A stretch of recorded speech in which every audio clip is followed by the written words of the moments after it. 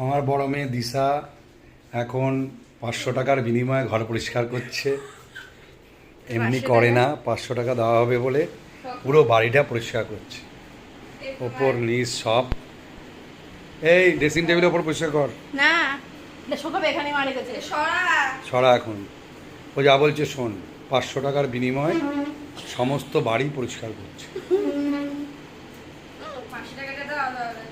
দেবো, কাজের শেষে দেবো। টিফিন দেওয়া হয়েছে, চা বিস্কুট চিনি ছাড়া র চা খেয়ে এখন কাজ করছে। দেখুন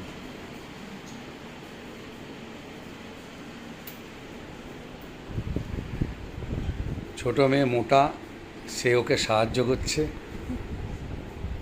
দেখুন এই যে কাজ করছে, দেখতে পাবেন। চুল পড়ে গেছে, থুতু দিয়ে আলনা দিয়ে বাইরে ফেললো। এবার চেয়ারে উঠবে, চেয়ার পরিষ্কার করছে। এই অত জল দিয়ে করিস না, কাঠ খারাপ হবে। এই দেখুন চেয়ার পরিষ্কার করছে, টাকার বিনিময়ে কাজ করছে, নিজের বাড়ির কাজ। বুঝতে পারছেন তো? তাহলে পয়সা ছাড়া কিছু হয় না। পয়সা দেওয়া হয়েছে, পুরো বাড়ি পরিষ্কার করে ফেলবো। দুপুরে কাতলা মাছের ঝোল দিয়ে ভাত দেওয়া হবে বাগানে।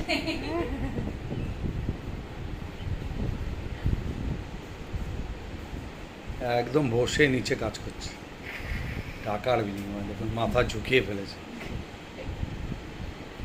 দেখুন, দেখতে পাচ্ছেন তো? পুরো মনে হচ্ছে কাজের লোক।